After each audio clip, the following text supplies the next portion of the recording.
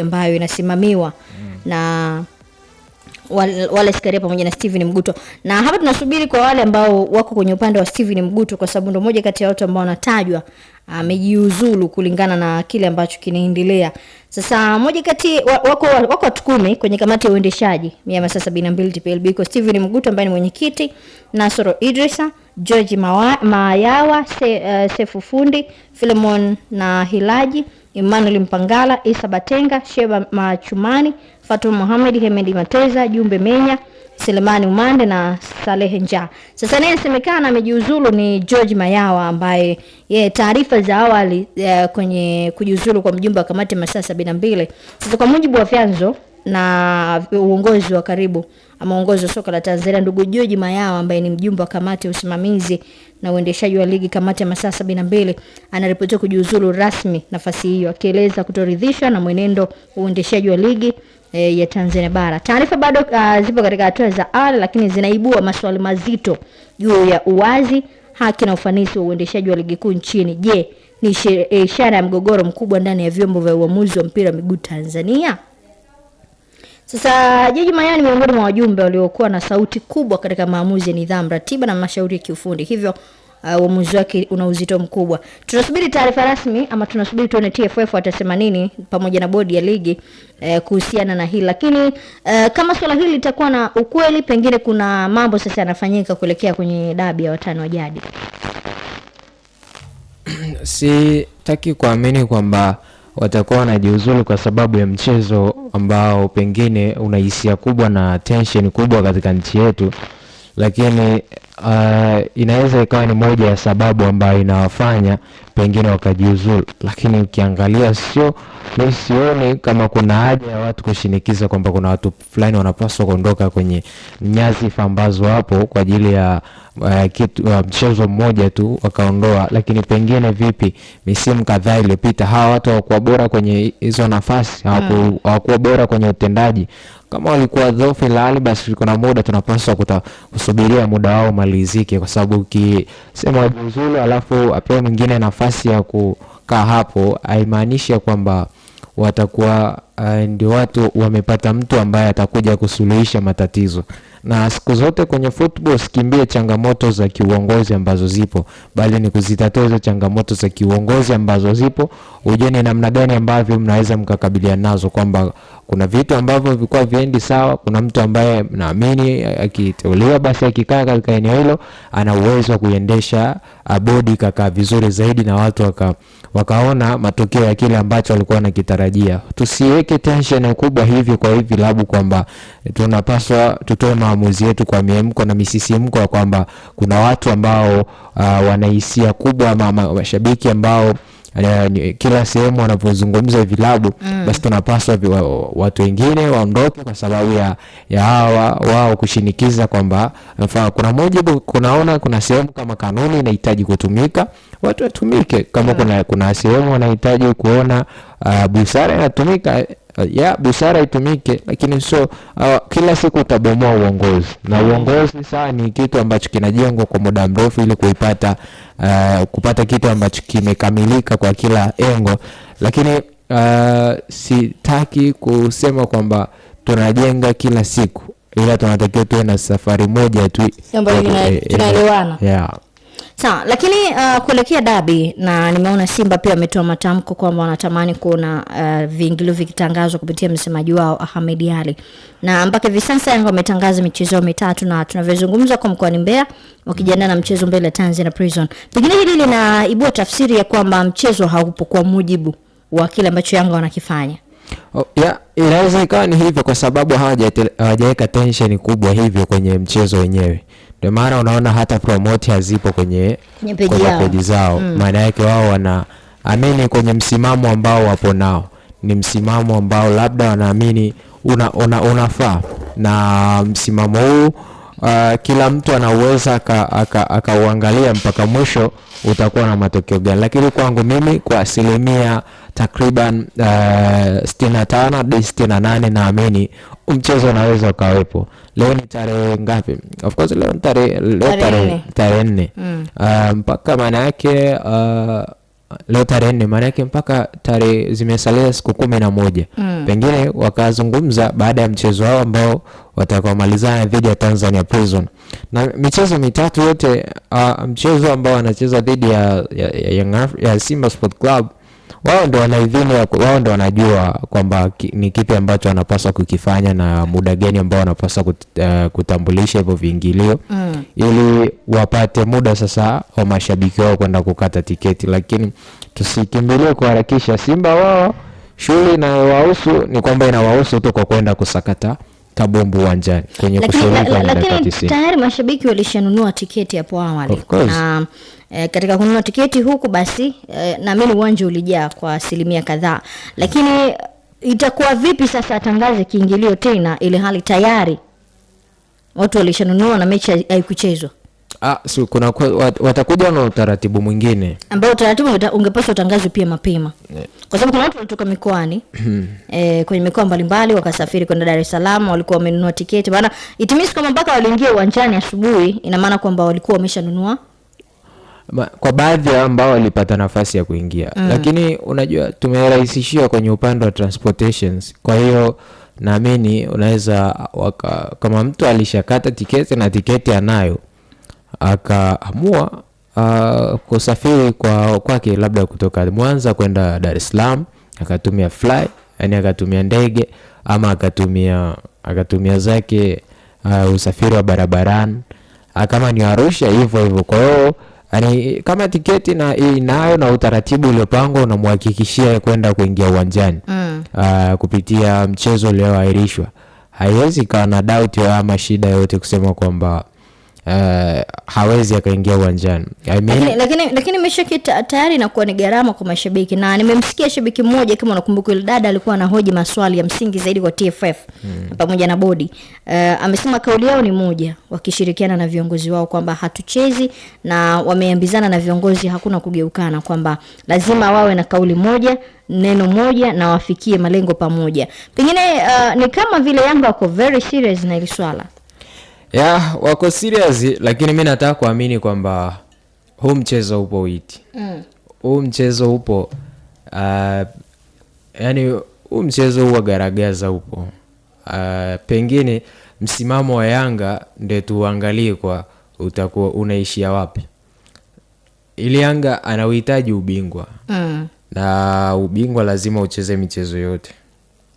Ufikie idadi ya alama ambazo au uwe na alama ambazo wapinzani wako wote wale ambao walikuwa wanapambana nao kwenye ligi kwa msimu mzima wasiwe wamefikia alama zako, ili wewe uweze kutangaza kuwa bingwa.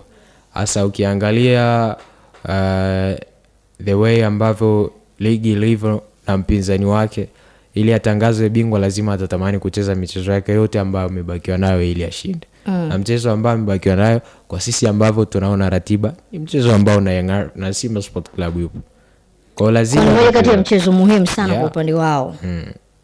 Sawa, lakini nimeona pia moja kati ya wanahabari na mchambuzi wa soka akisema kama Yanga hawatacheza mchezo, basi warudishe viingilio kwa mashabiki. Utawarudishia kwa wangapi? Hapo tutakutana kama Simba, tukutane Yanga Day. Utakalculate wangapi sasa? Maana yake sawa, zitakuwa zinaonyesha wao mpaka sasa hivi wameuza tiketi takriban labda 30,000 ama 40,000. Hao 40,000 unaenda kukutana nao kwa muda gani useme utawarejeshia wote? Tunafuata uwanjani pale wanakuja unarudisha. Wewe haiwezekani. Kama mtu tiketi. Inakuwa kama Simba ile. Sasa hadi mimi nitaenda. Simba walisema wale ambao walikata tiketi waje kwenye Simba Day. Sasa ule ulikuwa ni mchezo wa Simba. Na sasa kwenye Yanga pengine. Hapa ni wa Yanga na Simba. Na wote wameshakata tiketi. Kuna wa Simba walikata. Uje Yanga Day. Kuna Yanga walikata. Uje Yanga Day. Sidhani kama itaweza. Na wakuja sasa, kwa mfano tuseme mashabiki 15,000 ama 20,000. Wa Simba wamekata tiketi. Alafu wa Yanga wamekata 30. Jumla 50,000. Alafu Yanga siku hiyo kwenye Yanga Day anataka uwanja uwe ni kijani na njano pekee. Alafu anashangaa wanakuja mashabiki 20,000 wa Simba ambao walikata tiketi kwenye mchezo wa dabi.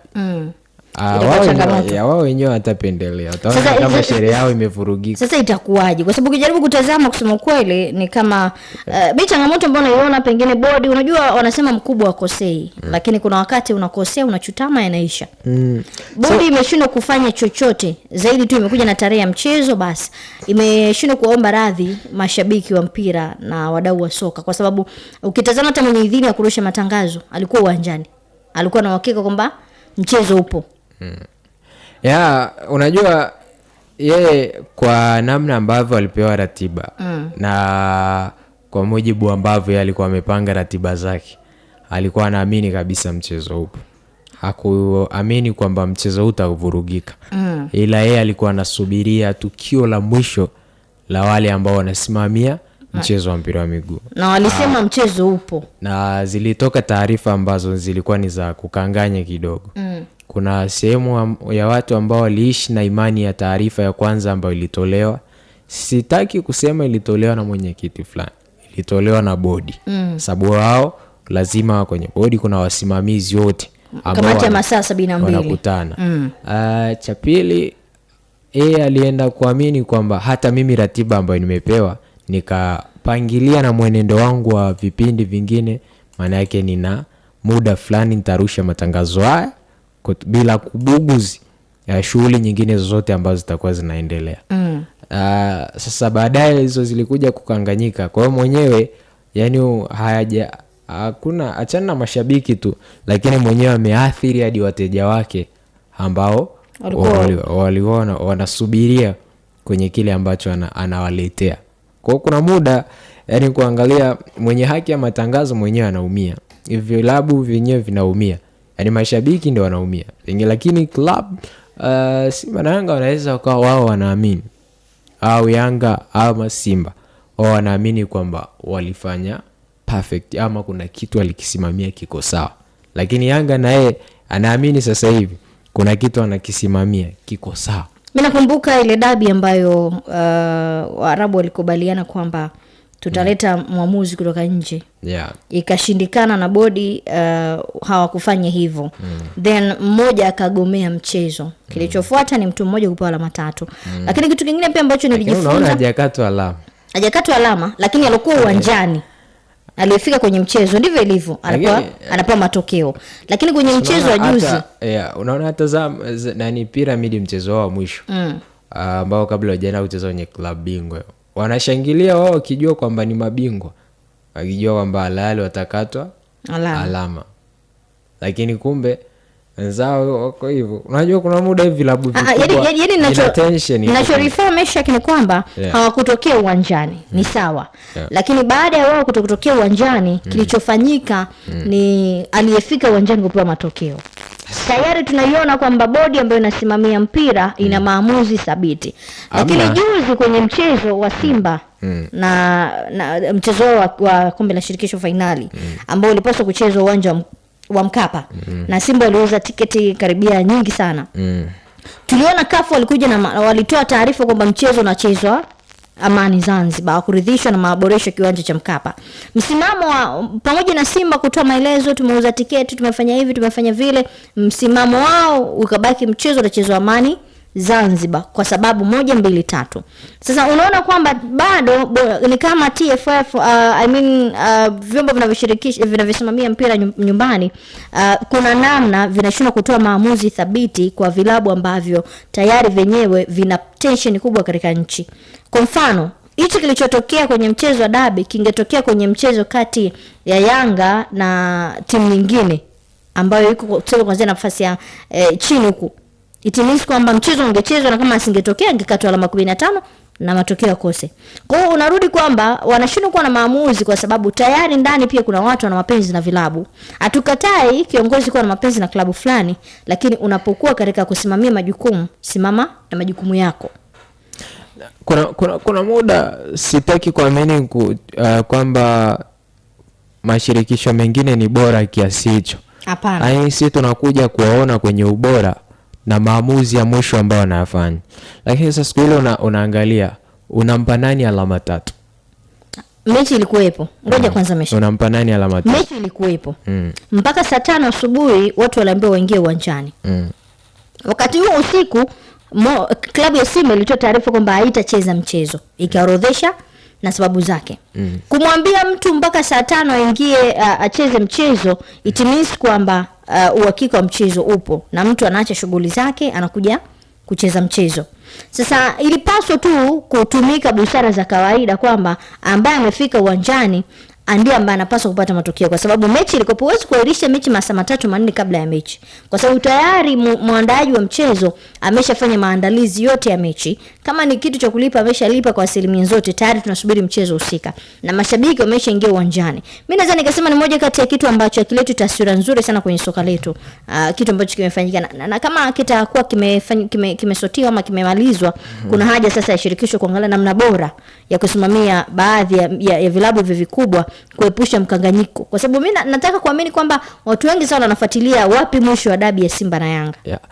Na mimi ndio wanasema kama mchezo ulishatolewa na bodi kwamba umeahirishwa, wao wakaona kwamba kuna viashiria pengine vinavyotendewa, kuna viashiria vya rushwa vya nini hivyo vingine, maana yake wao walifanya uchunguzi wao wa muda mfupi.